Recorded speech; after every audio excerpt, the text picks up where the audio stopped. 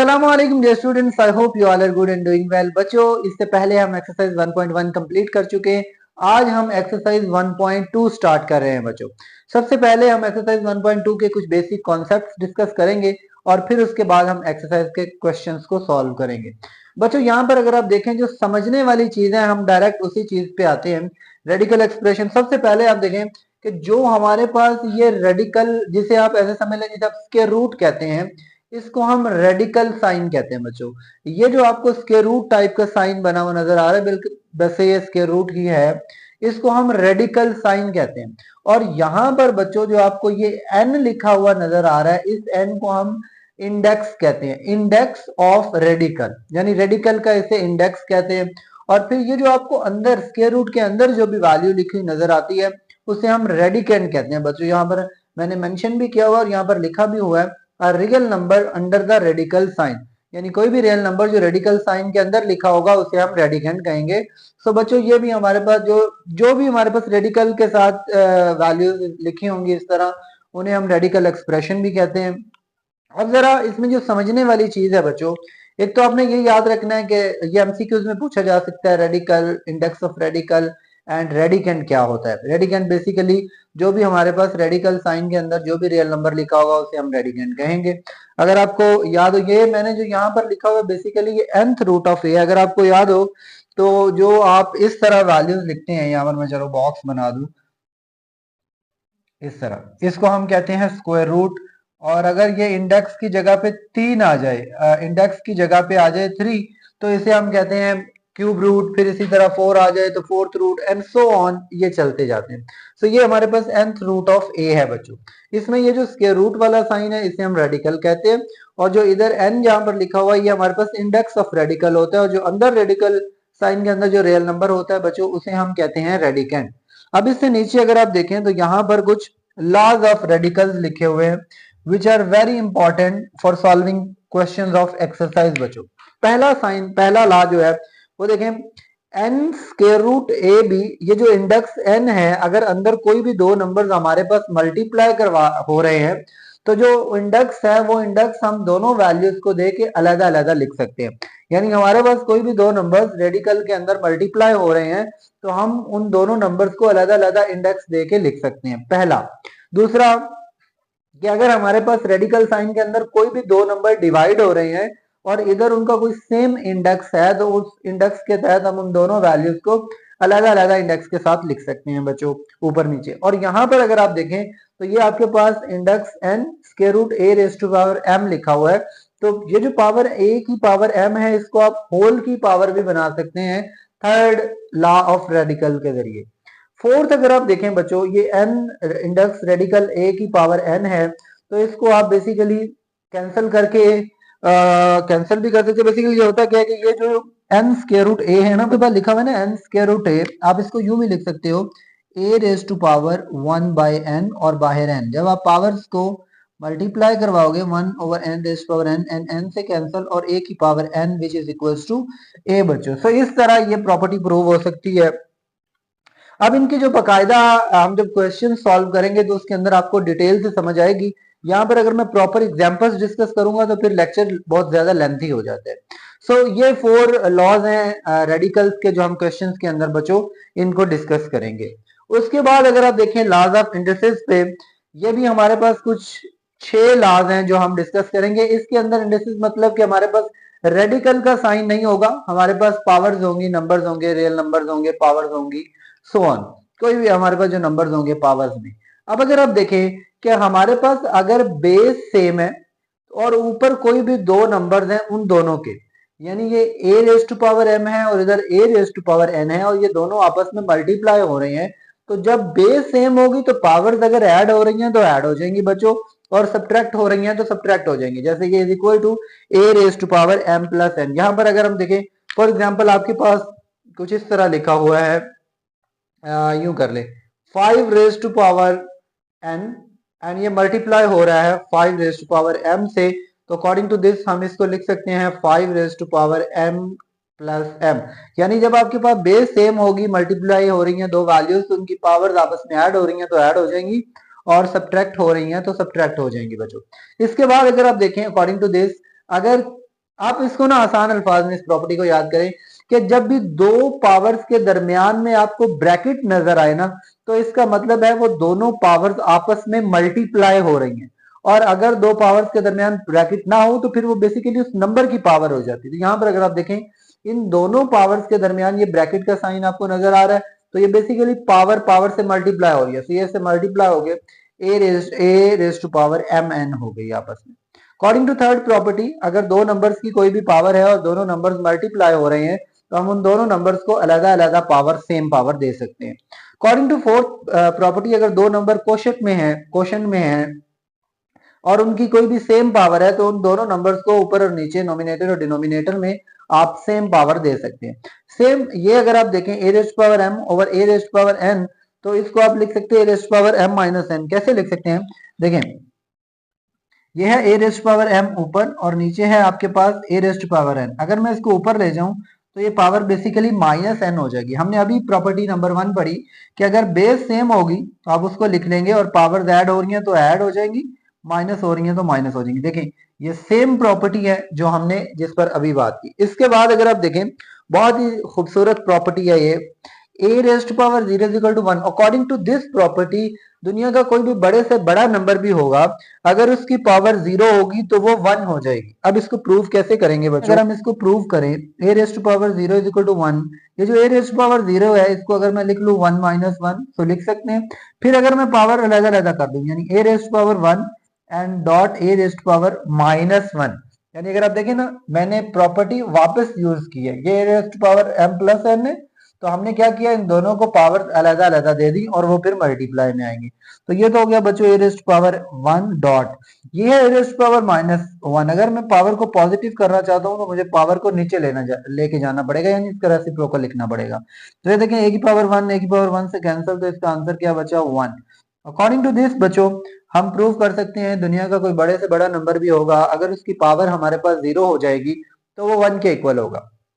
अब बच्चों एक असाइनमेंट है आप लोगों के लिए कि आप ये बताइएगा मुझे कि क्या जो अगर 0 की पावर 0 होगी क्या वो भी 1 के इक्वल होगा, अगर होगा तो क्यों, अगर नहीं होगा तो क्यों। तो आप इसका जवाब कमेंट सेक्शन में दीजिएगा और अगर नहीं होगा तो फिर मैं आपको ये भी प्रूव कर दूंगा कि ये 0 रेस्ट पावर 0 भी 1 होता है या नहीं होता, फिर इस पे बात करेंगे बच्चों। इसके बाद अगर आप देखें थर्ड बच्चों, अब थर्ड क्या होती है, an irrational radical with rational radicand is called third. अब क्या मतलब, देखिए हम ऑलरेडी पढ़ चुके हैं रैशनल नंबर्स और इरेशनल नंबर्स के बारे में। रैशनल नंबर्स वो नंबर्स होते हैं जो पॉजिटिव नंबर्स हैं या फिर नेगेटिव नंबर्स हैं या फिर जीरो भी रैशनल में है या फिर वो टर्मिनेट हो जाते हैं या वो रिकरिंग नंबर्स होते हैं। लेकिन नॉन टर्मिनेट जो इरेशनल नंबर्स हैं अगर हम उनकी बात करें, एक तो वो नॉन टर्मिनेटिंग नॉन रिकरिंग तो है ही, लेकिन दूसरा उनमें यह है कि उनका स्क्वायर रूट जो होता है वो नॉन कंप्लीट स्क्वायर रूट होता है, यानी कंप्लीट स्क्वायर रूट उनका एग्जिस्ट नहीं करता। अगर आप यहां पर देखें बच्चों एन इसकी definition, an irrational radical with rational radicand is called third. हम ऑलरेडी रेडिकेंड के बारे में बात कर चुके हैं। वो ये कह रहा है कि ये जो आपके पास रेडिकल है वो इरेशनल होगा और उसके अंदर जो आपके पास रेडिकेंड होगा, जो अंदर जो नंबर रियल नंबर पड़ा होगा वो रैशनल होगा। तो हम ये ऑलरेडी डिस्कस कर चुके हैं कि जो पॉजिटिव नंबर्स हैं ये हमारे पास क्या है, रैशनल नंबर्स हैं। और ये बच्चों स्क्वायर रूट 7 हमारे पास कोई प्रॉपर स्क्वायर रूट एग्जिस्ट नहीं करता, ना ही 2 का ना ही 11 का। अगर ये क्यूब रूट हम यहाँ पे चेक करें तो वो प्रॉपर एग्जिस्ट नहीं करता। तो ये जो तीनों नंबर्स हैं बच्चों ये हमारे पास क्या है, रैशनल नंबर्स हैं। और ये जो रेडिकल है ये इरेशनल रेडिकल है, तो इसको हम कहेंगे ये हमारे पास थर्ड है बच्चों। अब अगर हम यहाँ पर एक और बात करें, देखिए अगर मैं बात कर लूं पाई की, अगर मैं बात कर लूं स्क्वायर रूट ए की, तो ये क्यों स्क्वायर रूट ये क्यों थर्ड नहीं है। देखें pi is already irrational number, so and radical आपके पास इरेशनल रेडिकेंड, फिर उसके अंदर ऑलरेडी इरेशनल नंबर, सो हमारे पास थर्ड नहीं होगा। हमारे पास इरेशनल रेडिकल के अंदर रेडिकल नंबर होना चाहिए, रेडिकेंड जो है वो रैशनल होना चाहिए, सॉरी। उसके बाद सेम यहाँ पर कानून है कि हमारे पास जो डेफिनेशन है वो ये है कि इरेशनल हमारे पास जो है रेडिकल के अंदर रैशनल रेडिकेंड होना चाहिए। तो उसको हम सर्ड कहते हैं। नीचे ये कुछ टाइप्स है सर्ड की। क्या surd that contains single term, ये एमसीक्यूज के अंदर पूछा जा सकता है, डेफिनेशन भी बन सकती है कि एक ऐसी सर्ड जिसके अंदर एक सिंगल टर्म होगी, उसको बच्चों हम कहेंगे कि ये हमारे पास मोनोमियल सर्ड है। यहाँ पे मैंने लिखा नहीं, इज कॉल्ड मोनोमियल सर्ड, आप लिख दीजिएगा। नीचे अगर आप देखें दूसरी इसकी टाइप जो है a surd that contains sum of two monomials, यानी एक ऐसी सर्ड जो जिसके अंदर दो आपके पास मोनोमियल्स होंगे, सर्ड्स होंगी, तो उसको बच्चों हम क्या कहेंगे, वो हमारे पास हो जाएगी बाइनोमियल सर्ड। वो हमारे पास हो जाएगी बाइनोमियल सर्ड बच्चों। एक ऐसी सर्ड जिसके अंदर सम होगा टू मोनोमियल सर्ड्स का इज कॉल्ड बाइनोमियल सर्ड। जैसे square root 3 plus square root 7, square root 2 plus square root 7, square root 3 plus square root 5 and square root 2 plus square root 7 and so on, कुछ भी हो सकता है। इसकी third property बच्चों हम यूज करेंगे क्वेश्चन नंबर 1 के अंदर, square root a plus square root b and square root a minus square root b are called conjugate surds of either each other। अब क्या मतलब देखें, यहां पर इन दोनों की अगर हमारे पास ये वैल्यू गिवन हो तो इसका अगर हम ये वाला साइन चेंज कर दें तो ये हमारे पास इसका कॉन्जुगेट कहलाएगा। अगर ये वैल्यू गिवन हो तो इसका जो स्क्वायर रूट वाला सेंटर साइन अगर हम चेंज कर दें तो फिर ये इसका कॉन्जुगेट बन जाएगा, ये उसका कॉन्जुगेट बन जाएगा जब हम इनके साइंस चेंज करेंगे। और अगर हमारे पास कहीं पर ऐसा होगा कि हमारे पास एक नंबर है जो विदाउट रेडिकल गिवन है और एक नंबर रेडिकल गिवन है, तो हम तो रेडिकल वाले नंबर का साइन चेंज करेंगे तो वो उसका कॉन्जुगेट बन जाएगा। सो बच्चों ये बेसिक कुछ कॉन्सेप्ट से कुछ चीजें थी जो समझना जरूरी थी इस एक्सरसाइज को सॉल्व करने के लिए। सो अब हम इस एक्सरसाइज का क्वेश्चन नंबर 1 सॉल्व करते हैं। ओके बच्चों, this is question number 1 exercise 1.2। Statement आपके सामने लिखी हुई है, rationalise the denominator of following. हमने करना क्या है कि ये जो 6 पार्ट्स हैं इनका जो डिनोमिनेटर है इसमें से हमने रेडिकल के साइन को आसान अल्फाज में गायब करने हैं। अब इसको गायब करने के लिए हम कॉन्जुगेट की हेल्प लेंगे जो हमने सर्ड की टाइप्स के अंदर पढ़ा था। सो हम बगैर देर किए इसको सॉल्व करते हैं और बिल्कुल आसान मेथड से सॉल्व करें। तो आपने करना क्या है बच्चों, ये जो वैल्यू है इसमें से हमने ये स्क्वायर रूट वाला जो साइन है, ये जो रेडिकल साइन है, इसको गायब करना है। तो इसके लिए जब आपने इसका सोल्यूशन स्टार्ट करना है तो आपने क्या करना है, 13/4 प्लस स्क्वायर रूट 3, ये जो आपको नीचे वैल्यू नजर आ रही है, आपने जो जो स्क्वायर रूट वाली वैल्यू है, रेडिकल वाली वैल्यू है, इसके साथ जो साइन है इसको चेंज करके मल्टीप्लाई करवा देना है ऊपर और नीचे। 4 minus square root 3 and 4 minus square root 3। Basically हम इस वैल्यू का कॉन्जुगेट लेके ऊपर और नीचे मल्टीप्लाई करवा दें, और जब ये दोनों वैल्यूज रेडिकल साइन होंगी, जैसे यहाँ पर है यहाँ पर है, तो हम क्या करेंगे, फिर इनका सेंटर साइन चेंज करके ऊपर और नीचे मल्टीप्लाई करवा देंगे। और अगर इस तरह की वैल्यू होगी कि एक के साथ रेडिकल साइन होगा एक के साथ नहीं होगा, तो फिर हम बच्चों क्या करेंगे, जिसके साथ रेडिकल साइन होगा उसके साइन यानी अलामत चेंज करके ऊपर और नीचे मल्टीप्लाई करवा देंगे। अब बच्चों आप देखो, बेसिकली ये दो फ्रैक्शंस आपस में मल्टीप्लाई हो रही हैं, और जब दो फ्रैक्शंस आपस में मल्टीप्लाई होती हैं तो ऊपर वाली वैल्यू ऊपर मल्टीप्लाई होती है और नीचे वाली वैल्यू नीचे मल्टीप्लाई होती है।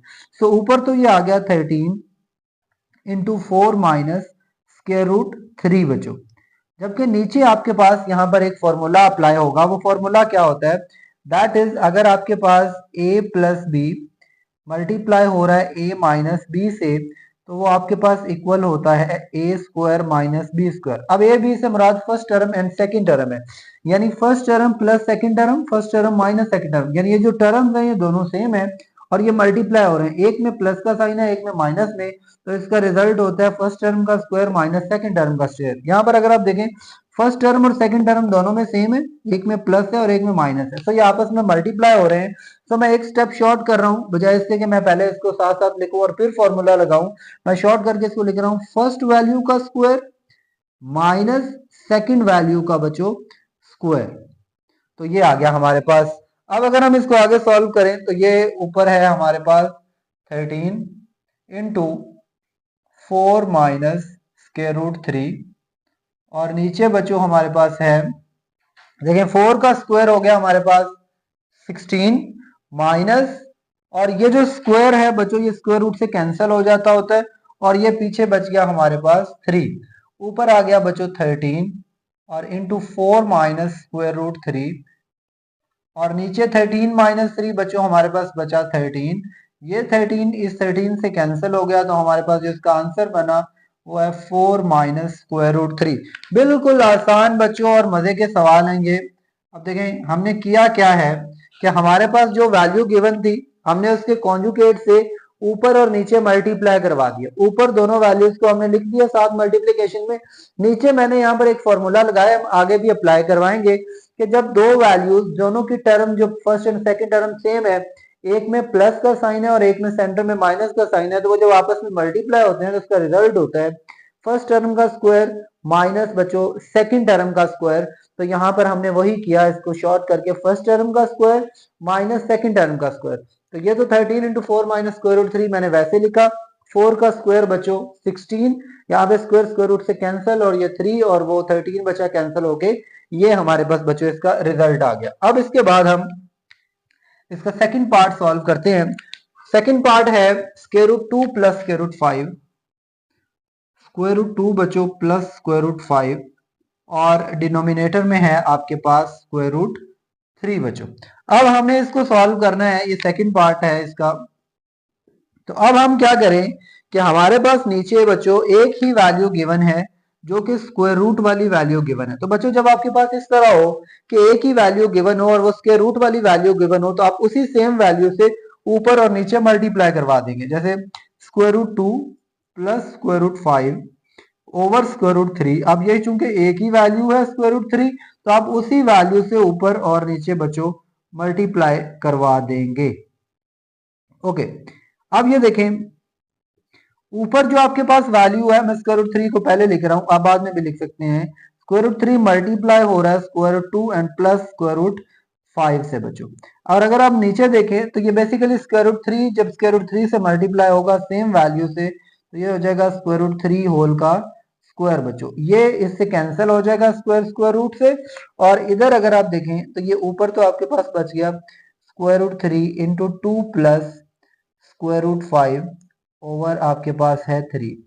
अब इसका आंसर यूं भी लिखा जा सकता है, या फिर ये इधर आएगा स्क्वायर रूट 2 सॉरी, या फिर आप क्या करेंगे, ये जो स्क्वायर रूट वाली वैल्यू है इसको अंदर दोनों से मल्टीप्लाई करवा दें, क्योंकि स्क्वायर रूट की हमारे पास प्रॉपर्टीज होती हैं कि जब दो स्क्वायर रूट हों और उनके अंदर जो वैल्यूज हैं वो चेंज हैं तो वो आपस में मल्टीप्लाई हो जाती हैं। तो ये हो जाएगा basically square root 3 multiplying by 2 6 हो जाएगा, एंड प्लस यहाँ पर जो 3 5 से मल्टीप्लाई होगा बच्चों ये हो जाएगा 15 और नीचे आपके पास आ गया 3। अब बच्चों आप चाहें तो इसका रिजल्ट, अब आपकी बुक अभी तक आई नहीं है प्रॉपर, तो ये भी इसका आंसर हो सकता है और ये भी इसका आंसर हो सकता है।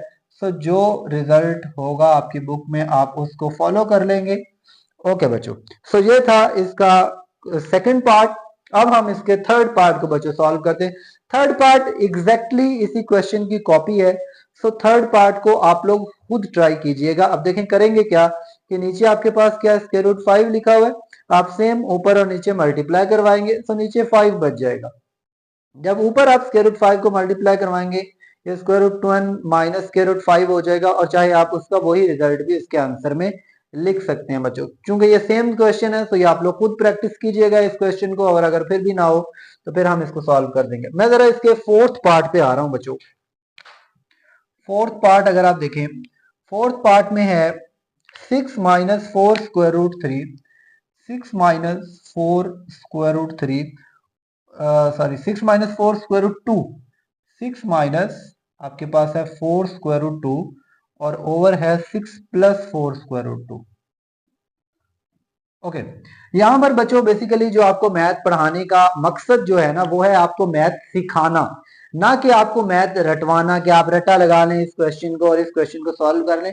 हमारा जो मकसद है, आप अगर मेथड सीख जाएंगे ना क्वेश्चन का, तो फिर उस जैसे आपको 50 क्वेश्चन 100 क्वेश्चन दे दिए जाए तो आप इजीली सॉल्व कर रहे हैं। तो हम यहाँ पर बेसिकली एक तो हम जितने भी मुश्किल क्वेश्चन होते हैं उनको सॉल्व करते हैं, ऑलमोस्ट सारे क्वेश्चन ही सॉल्व करते हैं, लेकिन जो हमारी बेस है ना वो ये है कि हम उसका मेथड सीख रहे हैं। जब मेथड आ गया तो फिर तो उस जैसे जो मर्जी सवाल आ जाएंगे वो आप लोग कर लेंगे।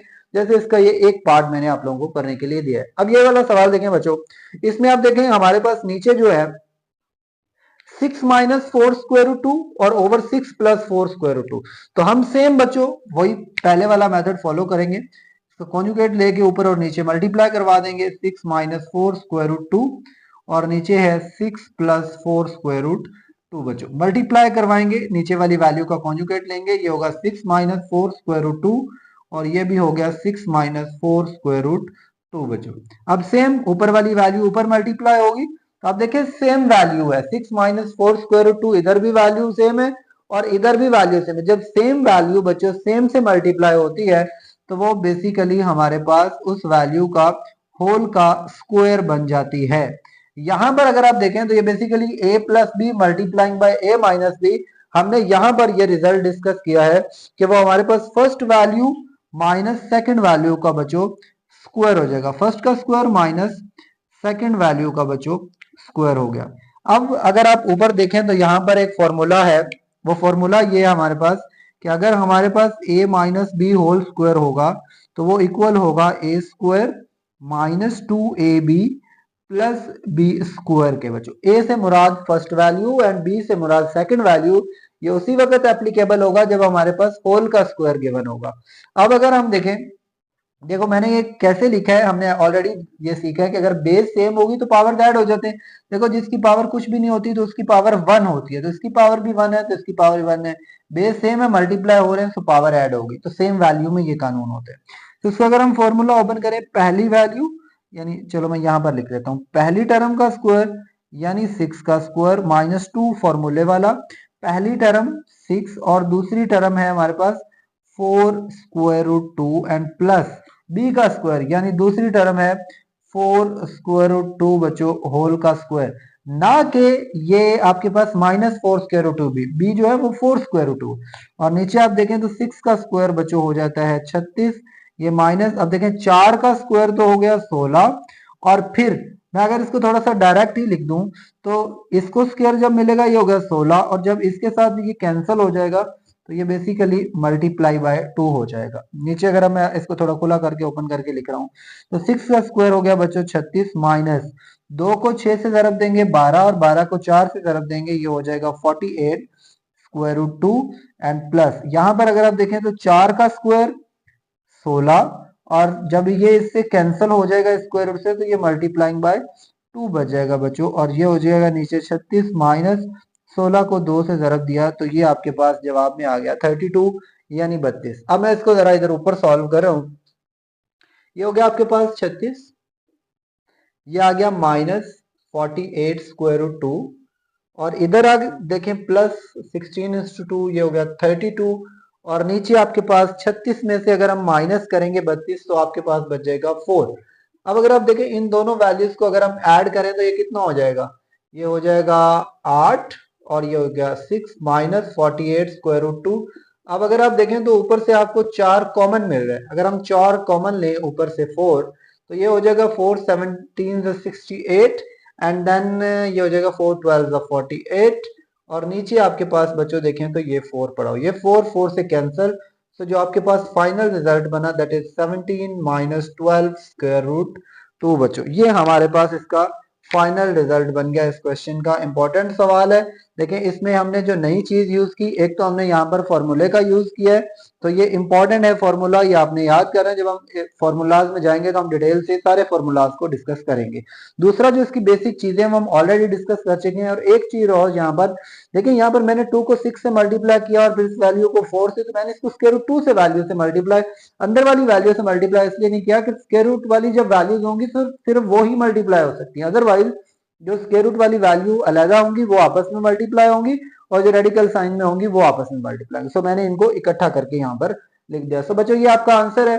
इसके बाद हमारे पास 2 पार्ट रह गए, ये 2 के बच्चों, this is question number 5। Same method हम यहाँ पर भी अप्लाई करवाएंगे जो हम वहां पर अप्लाई करवा रहे थे। सोल्यूशन हम क्या करेंगे, हमारे पास जो नीचे वाली वैल्यू होगी उसका हम कॉन्जुगेट लेके ऊपर दोनों तरफ ऊपर और नीचे हम मल्टीप्लाई करवा देंगे।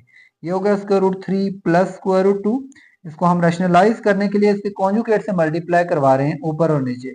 वो क्या होगा, जब दोनों स्क्वायर रूट वैल्यू होगी तो हम सेंटर साइन चेंज कर देंगे, प्लस है तो माइनस स्क्वायर रूट 2 से ऊपर भी मल्टीप्लाई, और फिर बच्चों नीचे भी हमने मल्टीप्लाई करवा दिया। अब इससे पिछले सवाल के अंदर हम सीख चुके हैं, जब सेम वैल्यू सेम से मल्टीप्लाई होगी square root 3 minus square root 2 square root 3 minus square root 2 से, तो वो basically square root 3 minus square root 2 whole का स्क्वायर हो जाएगा। जबकि नीचे अगर आप देखें तो ये a plus B multiplying a minus B already हम डिस्कस कर चुके हैं, तो वो हो जाएगा फर्स्ट टर्म का स्क्वायर, यानी यहाँ पर फर्स्ट टर्म स्क्वायर रूट 3 है, माइनस सेकंड टर्म यानी यहाँ पर स्क्वायर रूट 2 है, सो ये उसका स्क्वायर हो जाएगा। इसका फॉर्मूला भी हम ऑलरेडी डिस्कस कर चुके हैं, चले मैं यहाँ पर दोबारा लिख देता हूं।